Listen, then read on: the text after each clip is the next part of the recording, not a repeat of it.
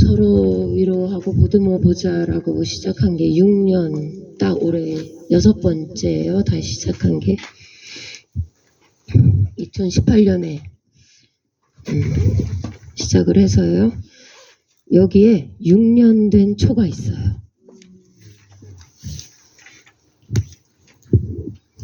맞추라고 막 하려고 그랬는데 너무 엄숙해. 2개가 있어요. 6년 동안 윤금희 씨를 계속 지킨 초가 2개가 있어요. 커다랗게 병에 든 거 있죠? 네, 이게 올해로 6번을 쓰고 있는 초예요. 근데 아직도 10년은 더 쓸 것 같아요. 네. 이제 시작하도록 하겠습니다. 오늘 윤금희 32주기 기억의 날을 소유산 성평관리소 앞에서 여러분들을 모시고 시작하게 되었습니다. 네. 식순 같은 건 따로 정하지 않았는데 일반적으로 하는 그런 식순을 좀 따라가려고 합니다. 네, 저는 이건 촛불문화재 일환이기도 하고요. 그 연결이기도 하고 윤금희 씨를 기억하고 우리 서로 따뜻하게 위로하자라는 의미의 날이기도 합니다. 네, 저는 경기북부 평화시민행동의 활동가 최희신이라고 합니다. 만나서 반갑습니다. 우울하지 않았으면 좋겠습니다. 저희는 국화를 사용하지 않았거든요. 첫 해부터. 국화를 사용하지 않은 이유는 그녀를 슬프고 고통스럽게 그냥 그렇게 추모로 기억하지 말자라는 뜻입니다. 오늘 또 꽃을 준비해 주신 분이 있으신데 저희가 준비했을 때보다 훨씬 더 알록달록하고 더 아름다운 예쁜 꽃으로 다양한 색깔로 준비해 주셨습니다. 누구라고 말하지 않는 게 더 좋지요. 그죠, 선생님? 네. 안김정혜 선생님께서 서울에서 사서 여기까지 들고 오셨습니다. 감사합니다. 네. 네. 일반적인 식순에 저희 잠깐 추모 묵념을 해야 되겠지요? 노래를 잠깐 틀을까요? 지금 아까 들으셨던 노래는 여기도 노래해 주시러 2번이나 와주셨던 이지산 교수님이 그 사고가 아니라 그 사건이 일어나고 나서 윤금희 씨를 추모하면서 지으신 보산리 그 겨울이라는 노래예요. 네. 추모하는 동안 잠깐 틀을 수 있어요? 네. 요거 나오면 이게 4분짜리 노래니까 우리 중간에 끊읍시다. 네. 다 같이 윤금희 씨를 기억하면서 잠시 묵상하시겠습니다. 묵상.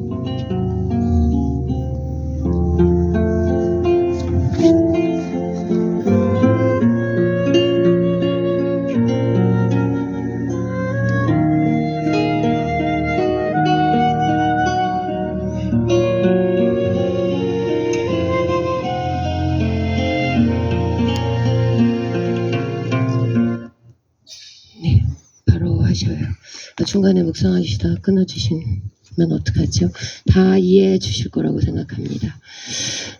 오늘은 32주기라서 저희가 준비한 자료는 글씨가 너무 작지요. 이게 윤금희 씨와 관련된 것들은 당시에 나왔던 성명서, 그 다음에 경과, 그 다음에 어디에 보냈던 서신, 재판 기록 이런 것들이 다 묶여져서 책으로 되어 있습니다. 발행된 책이 아니라 그걸 잘 묶어 놓으신 책이 있습니다. 거기에 있는 경과 보고를 그대로 복사를 한 거예요. 그래서 글씨가 좀 작지요. 그래서 저는 이거 다 받으셨나요? 네, 받으셨으면 제 생각엔 이거를 뭐냐면 윤금희 씨 살해사건 경과인데 잘 보이시는 분 한 4분 정도가 읽어주시면 어떨까라고 생각합니다. 어느 분부터 하실까요? 이건 정하지 않고 자발적으로 하도록 하겠습니다. 마이크는 하나 더 있습니다. 네, 선생님부터 읽어주십시오. 적당히 끊으셔서 읽으시면 그 다음 분이 함께 읽어주시면 좋겠습니다. 예, 제가 윤금희 씨의 죽음 읽겠습니다. 1992년 10월 28일 경기도 동두천시 보산동 431-50번지 김성출 씨 집세방에서 미군 클럽 종업원 윤금희 씨 당시 26세가 알몸으로 숨져있는 것이 발견됐다. 당시 윤금희 씨는 자궁에 콜라병이 박혀 있었고 부산대가 항문에서 직장까지 27cm가량 박혀 있었으며 온몸은 흰 세제가루로 뒤덮여 있었고 입에는 성냥개비가 물려진 채로 온몸이 피범벅이 된 처참한 상태였다. 이 엽기적인 사건의 살해범은 주한미 이사단 제20보병연대 5대대 본부중대 소속의 이병 마클 케메프 리 당시 20세였다. 그는 사건 당일 근무지를 무단 이탈해 술을 마신 상태에서 윤금희 씨를 만나 그녀의 집에서 성관계를 가지려다 사소한 시비로 다투다가 이 같은 끔찍한 범행을 저지른 것이었다. 한국 경찰은 목격자들의 진술을 토대로 탐문 수사 끝에 10월 31일 마클 이병을 검거하였고 피 묻은 셔츠를 증거물로 압수했다. 그러나 미군 범죄수사대 CID의 신병 인도 요청에 따라 아무런 조사 없이 마클 이병의 신병을 미군 측에 넘겨주었다. 윤금희 씨의 시신은 가족들의 입회하에 경찰에 의해 화장되었고 미군 당국에서는 위로비로 50만 원을 지급하였다. 원하시는 분, 다른 분이 읽어주시면 됩니다. 자연스럽게 옆으로 왔습니다. 국민들의 분노와 윤금희 공대위의 결성. 먼저 그동안 수많은 미군 범죄에 의해 시달려온 동두천 시민들의 분노가 폭발했다. 동두천 택시 노동자들의 미군 승차 거부 운동, 상점들의 미군 손님 안 받기 운동이 벌어졌으며 동두천 민주시민회를 비롯한 제4회 단체들은 대책위원회를 구성하여 사건의 진상을 전국적으로 알려나갔다.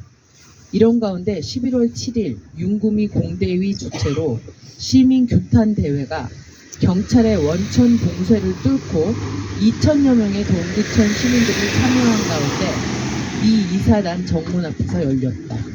이 집회는 동두천 유사 이래 최대 규모의 집회였으며 동두천시는 미군 범죄의 함성으로 뒤덮였다.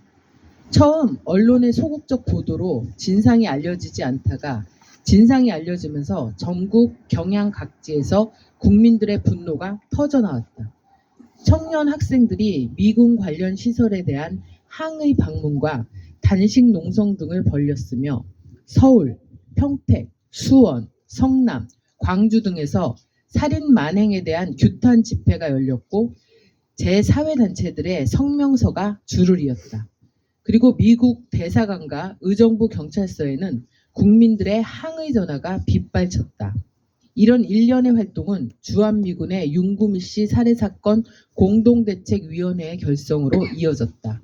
동두천 지역 제4회단체로 구성되었던 대책위원회는 한국교회여성연합회, 한국기독교교회협의회, 인권위원회, 전국대학생 대표자 협의회 등과 연계함으로써 각계각층의 50여 개 사회단체와 3개의 정당이 참여한 주한미군의 윤금희 씨 살해사건 공동대책위원회로 발전하게 된 것이다. 원하시는 분, 다른 분이 읽어주시면 됩니다. 막내 해요. 사건의 진상이 밝혀지면서 살해 미군에 대한 구속 수사와 미국의 사과 여부가 국민들의 최대 관심사가 되었고, 이를 둘러싼 한미 정부와 국민들 간의 공방이 계속되었다. 초기에 한국 정부는 국민들의 비난 여론에 밀려 마클 이병에 대한 구속 방침을 발표하였으나 미국 측과의 협의 과정에서 미국 측의 거부로 신병 인도는 무산되었고, 한국 정부는 재판권을 행사하되 불구속 수사를 한다는 방침을 발표하였다. 그리고 미군 당국에서는 유죄 확정 이전까지는 신병 인도를 하지 않겠다는 성명을 발표한다. 이에 대한 각계각층의 항의와 규탄에도 불구하고 결국 범인의 한국 측으로의 신병 인도는 무산되었다. 한편 미국 측은 공개 사과 문제에 대해 윤금희 공대위의 요구로 미 이사단장 제임스 스캇 소장이 사과문을 보낸 것으로 마무리 지으려 했다. 미국 대사관과 미 8군 사령부에서는 개인적인 비엔이 최선을 다하고 있다느니 하면서 공개 사과와 미군 범죄 근절 대책 마련에 대한 요구를 회피했다.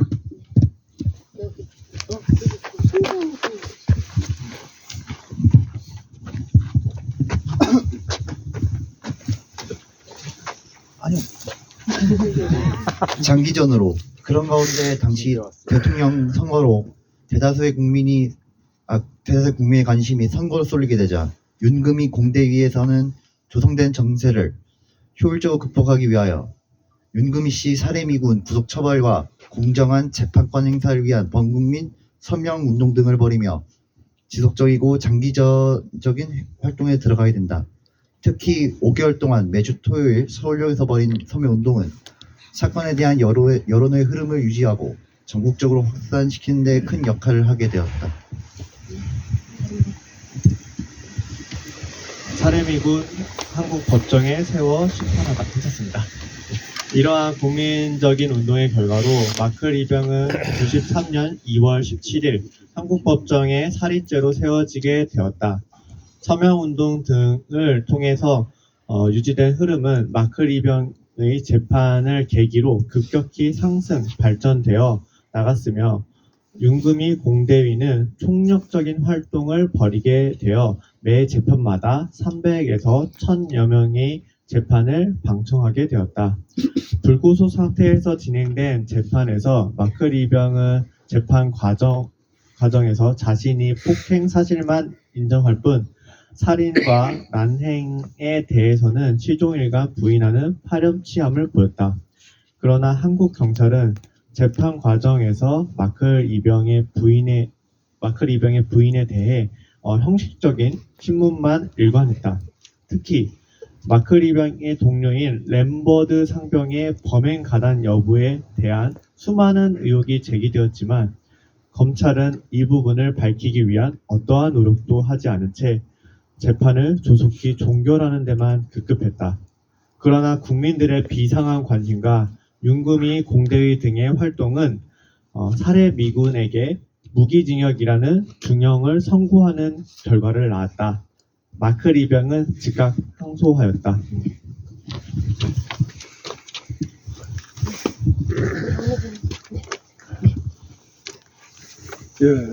주한미군 범죄 근절을 위한 운동본부의 태동.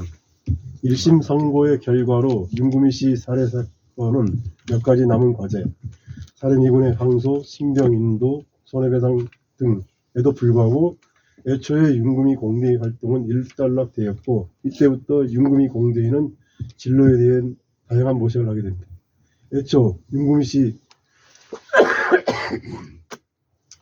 사건의 올바른 해결을 위해 모였던 각계각층의 단체들은 활동 과정에서 미군 범죄의 규모와 그 구조적 원인에 대한 심각성을 인식하게 되었고 이에 따라 미군 범죄에 대처하기 위해서는 상설적인 조직이 필요하다는 결론을 내리고 구체적 준비를 위한 노력에 들어가게 된다.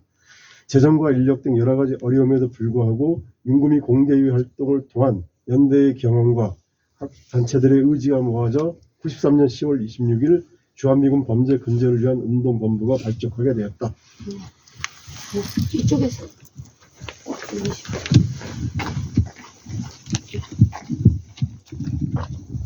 항소심, 상고심, 그리고 한국교도소의 수감. 마크 리병의 재판 결과에 대한 불복으로 진행된 93년 9월에 시작된 항소심과 상고심에서 마크 리병은 계속 자신의 범행을 부인하였으나 재판부는 인정치 않았다. 그러나 항소심 재판부는 선고 공판에서 미국 정부가 93년 8월 윤금희 씨 유족에게 배상금 7,100만 원을 지급하였다는 이유로 원심을 파기하고 징역 15년을 선고하는 미온적인 판결을 내렸다. 대법원은 94년 4월 29일 선고 공판에서 마크 리병의 상고를 기각하고 징역 15년의 원심을 확정하는 판결을 내렸다. 이로 인해 마크 리병의 유죄가 확정됨으로써 94년 5월 17일 한국 정부는 마크 리병의 신병을 미군 당국으로부터 인도받아 천안 소년교도소에 수감하였다. 이는 사건 발생 1년 6개월여 만의 일이었다. 감사합니다. 네. 그 다음에는 사건이 일어난 이후에 공대위가 활동한 것들을 일자별로 이렇게 쭉 정리를 좀 해놓은 거예요. 굵직굵직한 것들을 정리를 해놓은 건데 이 부분은 그냥 각자 읽으셔도 괜찮지 않을까라고 생각합니다. 저는 투어를 하면서 제가 투어 가이드를 한 지 올해 8년 정도가 됐는데 시작은 걸산 마을에서부터 시작을 했어요. 미군 부대를 통과해야만 들어가는 그 마을에서 시작을 했지만 가장 많은 분들이 오셔서 궁금해했던 건 윤구미 씨 이야기예요. 저와 윤구미 씨는 나이가 같아요. 그리고 제가 윤구미 씨 사건이 일어났을 땐 저는 그 해 결혼을 했어요. 그래서 지금 아줌마가 되었지요. 그리고 윤구미 씨가 살던 집은 있지만 그 방은 길이 나고 주차장이 되면서 지금은 길이 되어 있어요. 6년 전부터 이 행사를 하면서 그곳에 언젠가 바닥돌에 윤구미 씨가 살았던 방이라는 표시를 했으면 좋겠다는 생각을 절절히 지금도 하고 있습니다. 그렇게 돼서 거기서 이 기억의 날을 다시 할 수 있었으면 하는 바람이 있습니다. 네, 지금은 예쁘고 알록달록하게 준비해 주신 꽃을 한 분씩 나오셔서 윤구미 씨에 헌화하시고 잠깐 기도하시는 시간을 갖도록 하겠습니다. 앞서부터 나오셔서 순서대로 나오셔서 원하시는 분들이 나오셔서 해주시기 바랍니다. 네.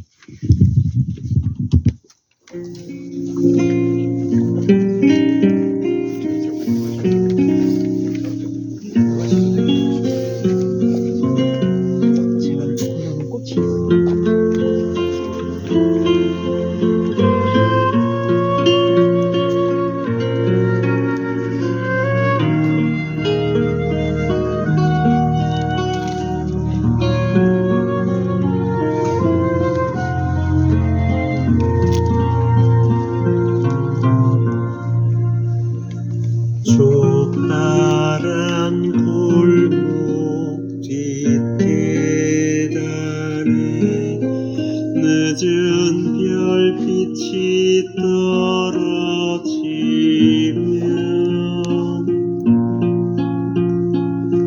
그 고운 입술 위에 화장을